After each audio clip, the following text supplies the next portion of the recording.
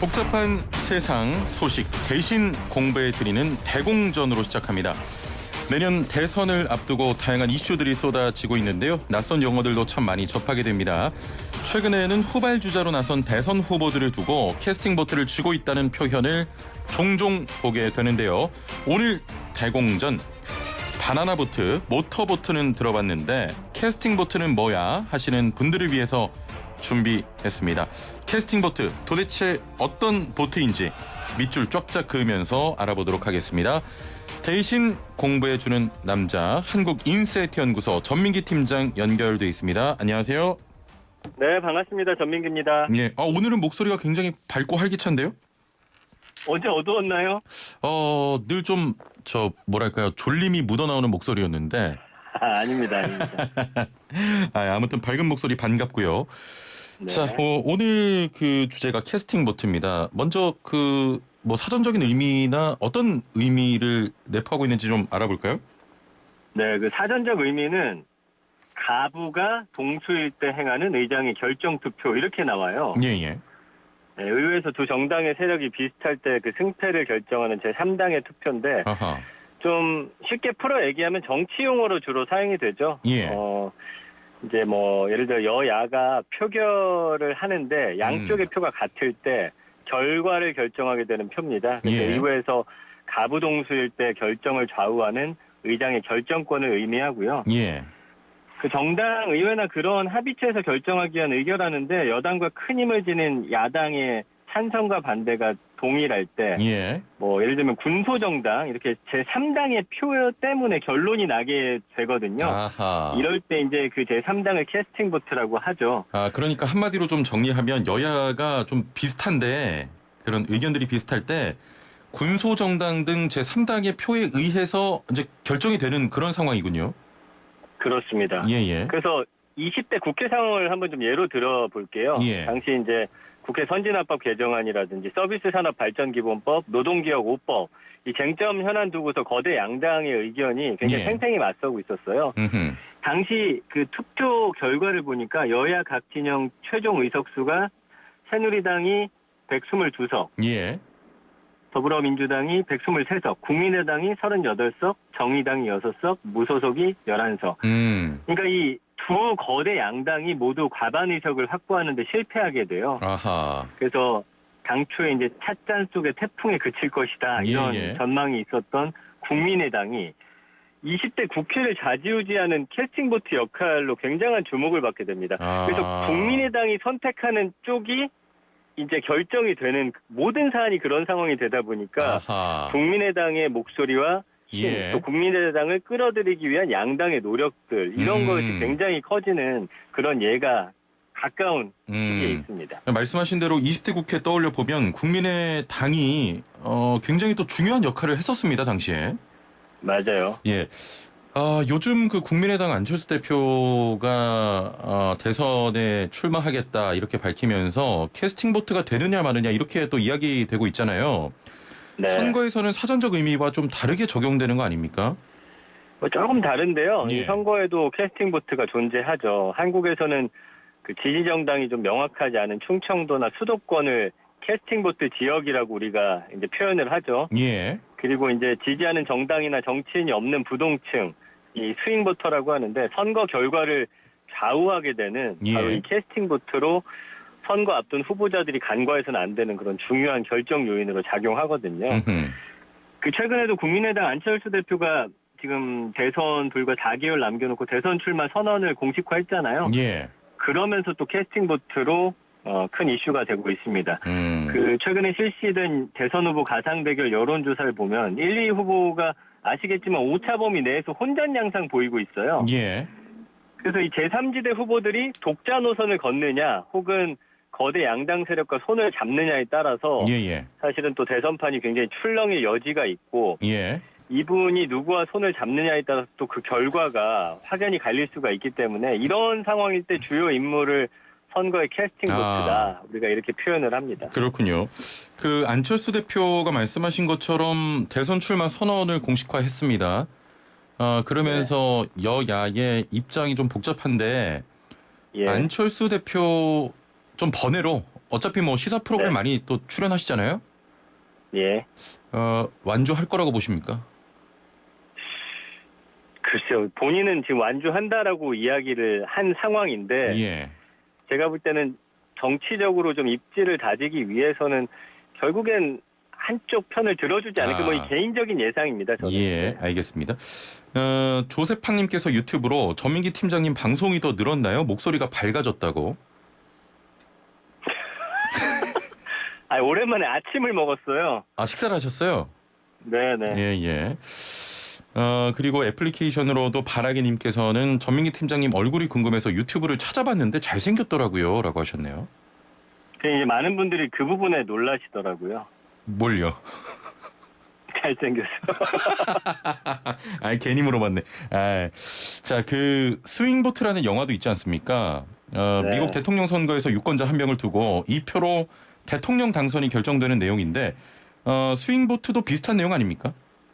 이게 참 재밌는 영화예요. 케빈 코스트너가 이제 주연 맡은 영화인데 맞아요. 예. 이 스윙보트에 세상에서 가장 행복한 유권자가 나와요. 예. 이 중년 남자 버드가 미국 대통령 선거일에 투표장에 가지 않았는데 딸이 몰래 투표장에 들어가서 아버지 대신에 투표를 하거든요. 예. 근데 이제 그 순간 공교롭게도 투표기 콘센트가 청소부 빗자루에 걸려가지고 빠지는 바람에 기계가 오작동을 일으켜요. 어허. 그래서 나중에 이제 투표 결과를 집계해봤더니 공화당, 민주당 후보 둘 다 동점이 된 거예요. 예, 예. 그래서 집계에 포함되지 않은 이 버드의 표 한 장이 차기 미국 대통령을 좌우하는 캐스팅 보트가 되거든요. 예, 예. 열흘 뒤에 이제 버드 이 남자 한 명을 상대로 재선거가 실시되는데 여기서 이제 스윙 보트는 원래는 부동표 그리고 스윙 보터는 부동층의 유권자를 뜻합니다. 예.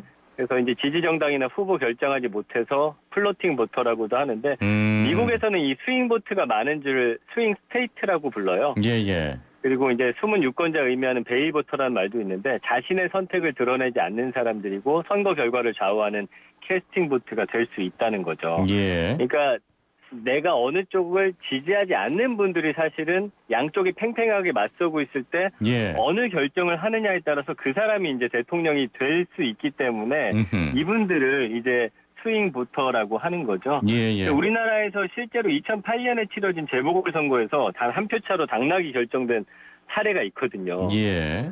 그러니까 이 영화가 사실은 어찌 보면 현실을 기반으로 했다도 이렇게 말씀드릴 수도 있겠네요. 예. 이번 20대 대선 우리 전민기 팀장은 세대로 네. 어떤 세대가 캐스팅 보트 역할을 할 거라고 생각하십니까? 지금 아무래도 뭐 언론에도 많이 나오지만 20, 30대가 될 2030. 수밖에 없겠죠. 예, 예. 자, 그리고 지역 같은 경우에는 선거 때마다 캐스팅 보트 그 충청권이 역할을 해왔는데 왜 그런 네. 겁니까? 그 한국에서는 지지 정당이 명확하지 않은 게 이제 충청도하고 수도권이요. 왜냐하면 대전도 제가 이제 대전 출신인데 예. 대전에는 그 팔도 모든 지역의 사람들이 많이 모여 살고 있습니다. 수도권도 마찬가지고요. 예. 그러다 보니까 어느 한 당을 뭐 지역 기반으로 해서 이렇게 밀어주는 경우가 크지 않았어요. 지금은 뭐 충청 기반의 또 정당도 없다 보니까 예. 그래서 충청 표심이 굉장히 중요한 캐스팅 보트 역할을 그동안 해왔던 거거든요. 그래서 예. 충청을 기반으로 한 유력 주자가 없고 지형의 어떤 지역 성향이 짙지 않다라는 특징이 반영이 돼 있기 때문이고요. 이게 참 충청권이 중요한 게 그래서 역대 대선에서 어김없이 승패를 가르는 게 바로 이 충청권의 표심이에요. 아하. 1987년 직선제 개헌 이후에 2017년 19대 대선까지 충청권의 선택을 받은 후보는 늘 대통령에 당선이 돼 왔습니다. 예.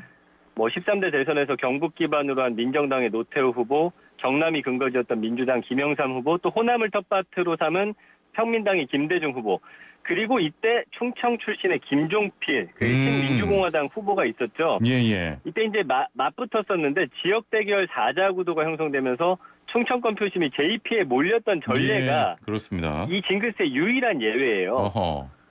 그래서 14대 대선, 15대 대선은 충청 출신의 김종필 전 국무총리 지원을 얻은 김영삼, 김대중 후보가 각각 승리했고요. 예. 16대 대선은 행정수도 이전 공약으로 충청 공략에 성공한 노무현 후보가 17대 대선에서도 충청권에서 넉넉한 표차로 승리한 이명박 후보가 당선이 됐죠. 예. 18대도 마찬가지입니다. 박근혜 후보가 대선에 승리하고 19대 대선도 역시나 아하. 마찬가지 결과를 가지고 예. 왔습니다. 뭐 그동안 충청권이 그래서, 예. 캐스팅 보트 역할을 해왔다. 예. 예. 그래서 미국의 그 오하이오주에서 패배한 후보는 대통령이 되지 못한다. 오하이오 징크스라고 하는데 예. 한국에서는 충청의 승리는 곧 대선의 아하. 승리다. 이 징크스가 웬만하면 좀 깨지지 않고 있습니다. 예. 과연 20대 대선에서는 어떻게 될지 좀 지켜봐야 될 것 같고요. 예. 조금 전에 저희가 또 세대 20대 대선 우리 전민기 팀장은 2030 세대가 캐스팅 보트 역할을 할 것이다 이렇게 말씀하셨는데 네. 세대별로도 스윙 보터, 캐스팅 보트 이런 이야기 나오잖아요. 그렇죠. 그래서 예. 이제 MZ 세대라고 우리가 부르는 2030들이 굉장히 중요하다. 왜냐하면 일단 어떤 지역을 기반으로 한 어떤 정치 성향이 세지 않아요. 진보 보수 또 프레임이 갇혀 있지도 않고 예. 이 사람들이 중요시하는 거는 일자리나 좀 젠더 이슈 이런 거에 민감하고 좀 반중 정서가 강하다는 특징이 있습니다. 예, 예. 그래서 비리나 특혜 없는 공정한 사회. 그 본인들의 워낙 삶이 좀 빡빡하다 보니까 열심히만 하면 일자리나 보금자리 얻을 수 있는 사회, 그리고 남녀 차별 없는 사회 원하고 있거든요. 예. 그래서 아까 말씀드린 대로 반미보다는 또 반중 정서가 강하다. 아, 정치적으로 그렇군요. 예. 보수적인 60세 이상 세대하고 반보수 정서가 강한 40대와는 다르게 이념적인 접근을 하지 않아요. 실용적이고 맞습니다. 합리적으로 예, 접근한다. 이런 표심이 있기 때문에 과연 이 2030들은 대체 누구의 손을 들어줄 것이냐 지금 초미의 관심사죠. 그러니까 요즘 2030 세대를 보면 어떤 게 좀 느껴지냐면 뭐 예를 들면 그런 거죠. 네. 안보는 좀 보수 성향인데 뭐 맞아요. 경제에 있어서는 좀 진보 성향이 있고 좀 그렇죠. 예, 실용적으로 좀 분석하고 접근한다. 요즘 2030 세대가 그렇습니다. 그 20대를 벗어난 지 오래됐는데 최영진 아나운서 잘 알고 있네요. 네. 저는 그래도 저 비교적 예. 벗어난 지가 얼마 안 됐기 때문에. 자, 그리고 오늘 내용을 쭉 살펴보면 민심을 파악한 마지막 한 표까지 대선의 판가름을 낼 수 있다. 이렇게 이해가 되는데 캐스팅 네. 보트를 검색하면 뭐 정치 이야기도 나오지만 프로야구에서도 캐스팅 보트라는 말이 또 나오긴 합니다. 이것도 좀 설명을 해 주시죠. 지금 이제 한참 프로야구 포스트 시즌이기 때문에 그런데 예. 뭐 예를 들면 이런 겁니다. 다른 팀이 자신의 승차하고 엮여있는 팀들과 어떤 승부를 내냐. 그러니까 예를 들어서 올해 같은 경우는 이제 삼성하고 KT가 1위 정규 시즌 동률이었기 때문에 한 게임을 치러서 그 결정을 지었잖아요. 예. 이렇게 1, 2위가 치열한 상황에서 예를 들면 꼴찌인 팀이 본인들이 양 팀하고 맞붙었을 때 어떤 경기력을 발휘하느냐. 예. 이 굉장히 중요한 변수가 되어버리는 거예요. 그래서 당시에 이제 삼성하고 KT하고 각각 경기를 남겨뒀던 게 7위 NC였는데 NC가 바로 이 캐스팅 보트 역할을 했던 거죠. 그러니까 예. 본인들은 어차피 포스트 시즌에 진출 못하지만 이 양 팀과 경기에서 어떤 경기력을 내는지에 따라서 두 팀은 사실은 1, 2위가 엇갈릴 수도 있는 상황. 그래서 이제 야구에서는 그런 팀을 캐스팅 보트를 갖고 있다 이렇게 표현을 합니다. 이게 또 스포츠에서도 이런 용어가 사용되는군요. 그렇죠. 예, 알겠습니다.